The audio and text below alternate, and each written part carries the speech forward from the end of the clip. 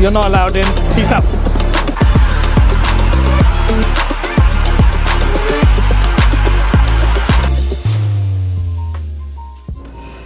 Yeah, I wake up pretty much every day around 6 o'clock, 6:30.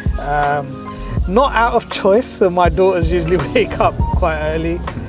They're first to wake me up, so we get them ready for school and everything like that. I freshen up. Then after I do the school drop in the morning, and then I'm straight off to work. Sometimes I have to visit a wholesaler first thing as well, grab a few bits. These would usually be bits and pieces that we forgot on a bulk delivery, or a particular supplier is in a particular part of town, so we just quickly go pick them up. And then it's like straight onto the motorway, fill up petrol, grab a Red Bull if I can, yeah, and straight onto the work, straight down. So pretty simple morning, but sometimes I'll take a couple of calls on the ride in as well. A few people, work staff, whether it's a meeting, I might schedule it for that early morning part. And then sometimes I just zone out a little, just trying to focus my mind for the day ahead, because sometimes it gets a bit much running all the stores.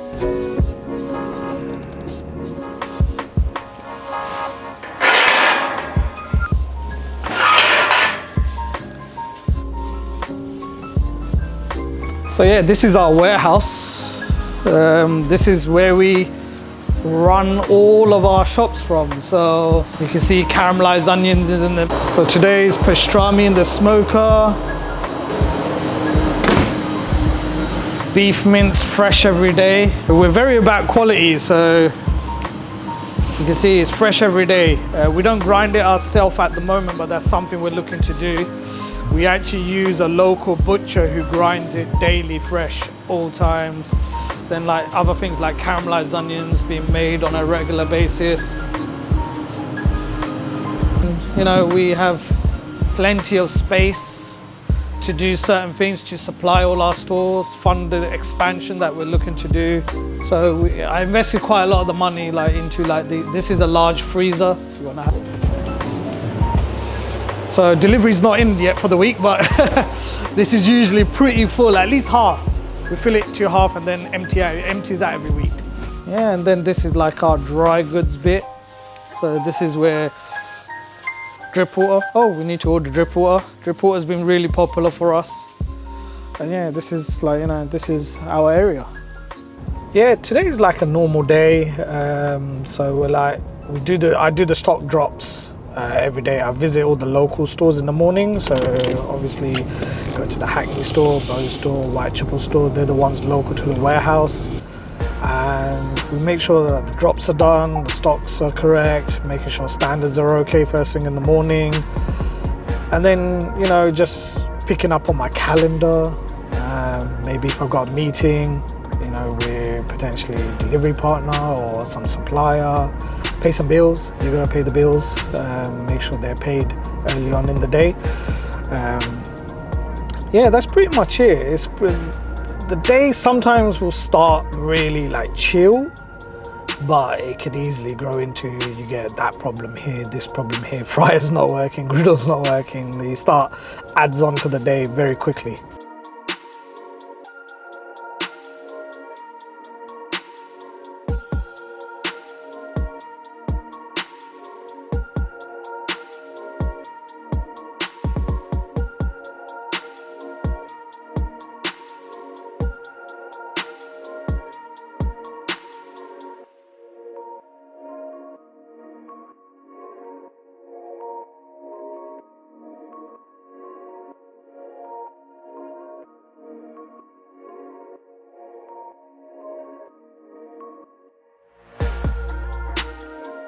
How did they go today? Quite a start, but it's only just begun, 12:15, so a couple of orders have gone out here. Probably a few more orders have gone out in the other stores, but not a bad start to the day. We've done, 7 orders for today so far in an hour. First part of the day. I don't know who eats burgers at 11 o'clock in the morning though.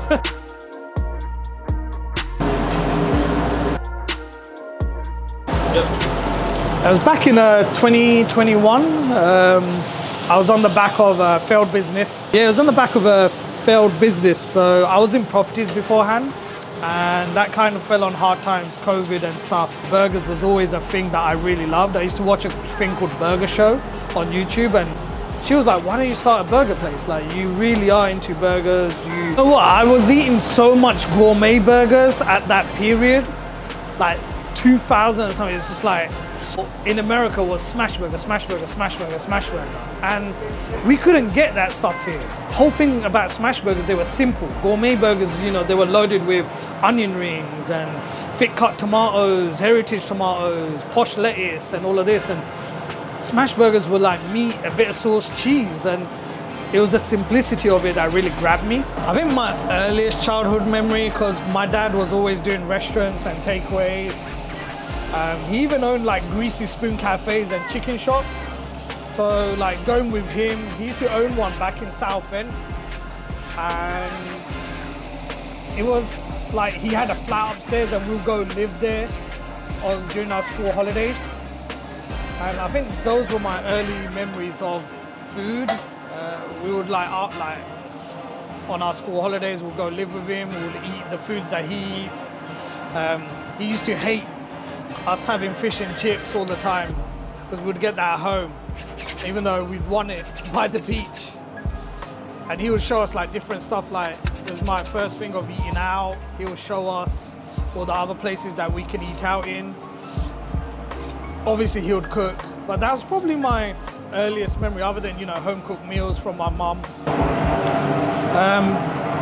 People in the food industry, you know, you got the usual suspect, Gordon Ramsay and all of those guys, you know, like they want Michelin stars, but like, you know me, I was always looking at the guys that were in like the fast food sort of sector. Like you hear these people like Alvin from America. He developed Egg Slut, and like what he did in the whole era of social media and everything, he was quite an inspiration in terms of like how he did it. And it was all from food trucks. And funnily enough, I got inspired by like food truck culture because that's what I really enjoyed. I really like food truck culture food. Street food has always been a big draw to me, and I really loved that. And I think that was like, I don't really like, you got your usual celebrities, but it was mainly those guys, the unsung heroes. They were the unsung heroes of food. We're just heading to Uber Eats head office at the moment. Uber Eats is our exclusive delivery partners. We only use Uber. They've been kind to us, we've been kind to them, and it's now time to, I feel like, to bring more to the table so we can bring more to our customers, our loyal customers, our new customers that are looking, you know, trying to bring fees down, trying to get special promotions for our customers. So yeah, that's what we're here to do right now. Yeah, we used to work with like all the other like delivery platform people. They weren't giving any value. Uber were quite good to our customers because they used to give these discounts out. And that's quite nice to the customer, especially in the cost of living crisis these days. We want the customers to get value because we got rising costs, they have rising costs, so it's nice that Uber sometimes looks after these guys. We want value, we want to make sure that not only do we get good quality ingredients, it's available and it's affordable to our customer. And working with like some of the other guys like Deliveroo and Just Eat, we didn't see the value there for the customer. The value on our end is always there. We will make an X amount of money, you know, after commission and whatnot. But I actually look at the value side for the customer, because if I could reduce prices, why wouldn't I? My ethos was always look at the end user, not from my pocket, because if I reduce the prices as much as I can for the customer, they'll come back more, and people will feel happy that they're getting something that, you know, they got good value. All right guys, heading in to see Uber Eats. You're not allowed in. Peace out.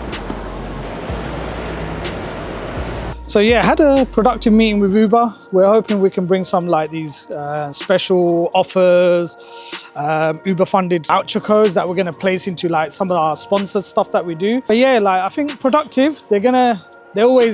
It takes time with these large corporations, but I feel like it'll come about and you'll see some good stuff in the coming year. See you in a bit.